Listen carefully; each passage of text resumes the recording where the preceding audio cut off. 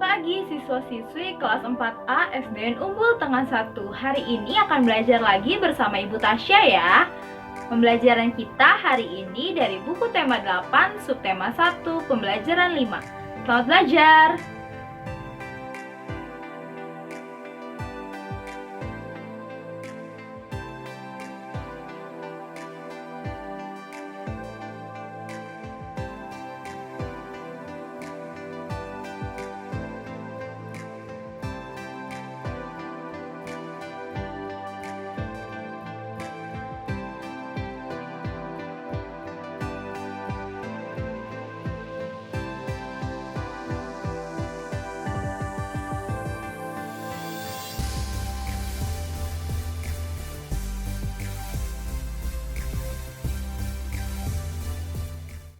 Keluarga besar Beni berasal dari Medan, Sumatera Utara. Namun, ayah dan ibu Beni merantau dan menetap di Jakarta. Ada juga paman Beni yang merantau ke Jambi. Paman Beni bernama Tagor. Tahukah kamu Pulau Sumatera? Lihatlah tanda panah warna hitam. Ya, itu adalah Pulau Sumatera. Kalau kampung halaman kalian di mana? Beni dan keluarganya mengunjungi Paman Tagor. Paman Tagor tinggal di Jambi. Rumah Paman Tagor di lingkungan perkotaan. Meskipun di kota, lingkungan rumah Paman Tagor bersih dan asri. Masih banyak pohon di lingkungan tempat tinggal Paman Tagor.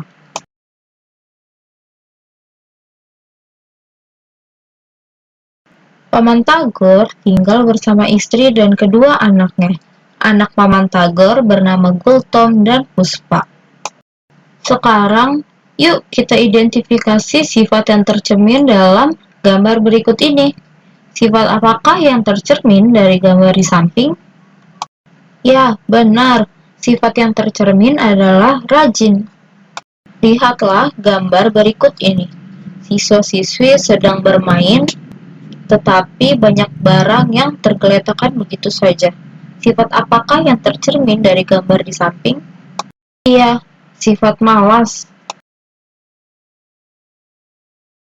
Lalu, sifat apakah yang tercermin dari gambar di samping ini? Betul sekali, sifat pemarah. Yang terakhir, sifat apakah yang tercermin dari gambar di samping ini? Penolong. Beni senang sekali berlibur di rumah Paman Tagor. Paman Tagor memiliki banyak koleksi buku. Buku-bukunya disimpan di perpustakaan. Beni sering diajak oleh Gultom dan Puspa untuk membaca buku di perpustakaan rumahnya. Mereka sangat senang membaca buku cerita. Salah satu buku cerita yang mereka sukai berjudul Kisah Putri Tangguk. Tahukah kamu tentang cerita tersebut? Yuk kita baca.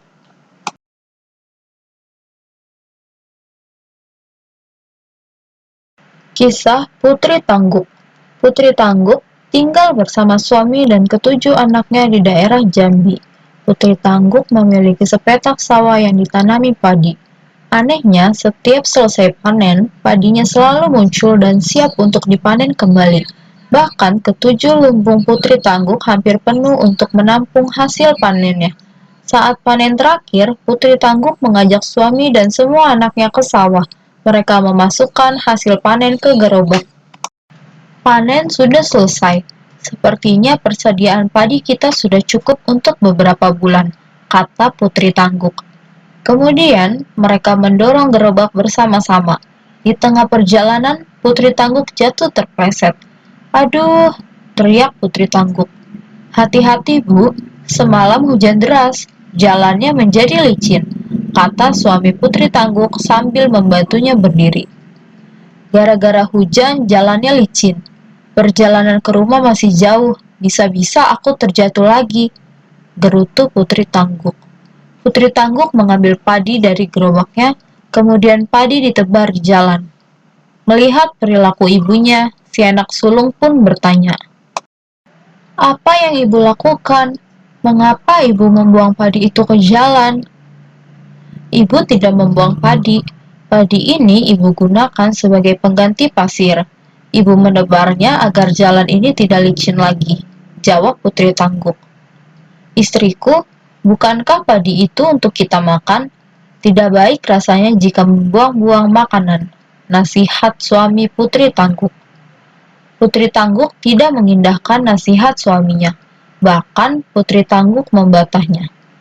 Masa bodoh, bukankah padi kita sudah banyak? Apa kau mau aku terjatuh lagi dan tulangku patah? Bantah Putri Tangguk sambil terus menebar padi ke jalan. Setelah panen terakhir, Putri Tangguk tidak pernah kembali ke sawah. Ia berada di rumah untuk merawat ketujuh anaknya. Suatu malam, anak bungsu Putri Tangguk merengek karena lapar. Akhirnya, Putri Tangguk ke dapur untuk mengambil nasi. Alangkah terkejutnya ketika ia mendapati pancinya kosong. "Mengapa panci ini kosong? Bukankah tadi masih tersisa sedikit nasi?" tanya Putri Tangguk dalam hati. Karena si bungsu terus merengek, Putri Tangguk pun memutuskan untuk menanak nasi. Namun, Putri Tangguk kembali terkejut ketika mendapati beras yang ia simpan dalam kaleng juga menghilang. "Kemana perginya beras itu? Aku ingat masih banyak beras di sini sebelumnya. Jangan-jangan ada orang yang mencurinya," kata Putri Tangguk. Kemudian, Putri Tangguk membujuk anak bungsunya untuk tidur. Besok, ia berencana untuk menumbuk padi yang disimpan di lumbungnya. Pagi harinya, Putri Tangguk terkejut mendengar teriakan suaminya. "Istriku, istriku, cepat kemari!" teriak suami Putri Tangguk. Putri Tangguk segera berlari menemui suaminya. Ia menghampiri suaminya yang berada di depan pintu lumbung. Ia pun bertanya kepada suaminya. "Ada apa, suamiku?" tanya Putri Tangguk dengan cemas. "Aku tidak tahu, istriku. Lumbung ini sudah kosong saat aku membukanya," jawab suami Putri Tangguk. Putri Tangguk dan suaminya bergegas memeriksa lumbung yang lain. Betapa terkejutnya mereka mendapati ketujuh lumbungnya telah kosong. Putri Tangguk pun menangis. "Apa yang terjadi padaku? Tadi malam nasi dan beras hilang. Sekarang padi di lumbung pun juga ikut menghilang," jerit Putri Tangguk. "Jangan cemas, istriku. Bukankah kita masih memiliki sawah? Besok kita ke sawah. Siapa tahu padinya telah menguning," hibur suami Putri Tangguk. Keesokan paginya, Putri Tangguk mengikuti suaminya ke sawah dengan cemas.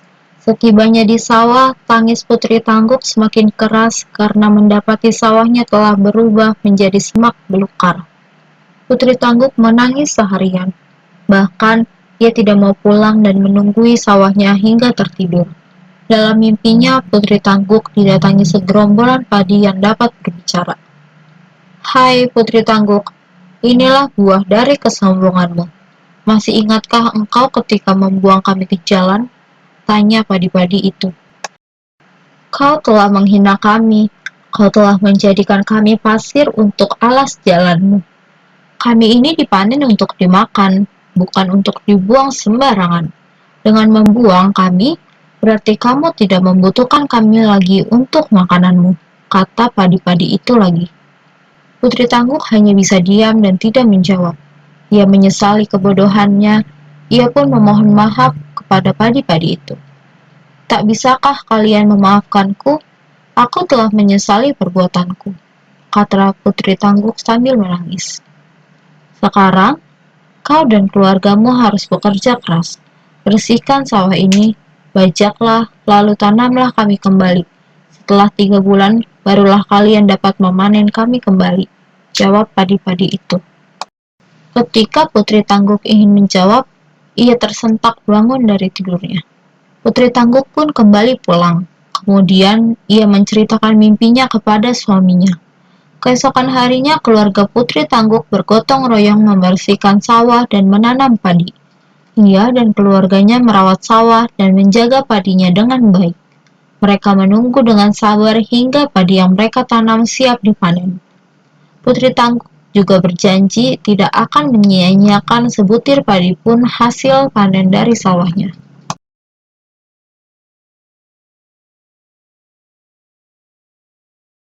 Nah, setelah membaca teks bacaan tadi, Yang harus kita ketahui adalah tokoh protagonis yaitu tokoh yang bersifat baik hati dan tokoh antagonis adalah tokoh yang bersifat jahat.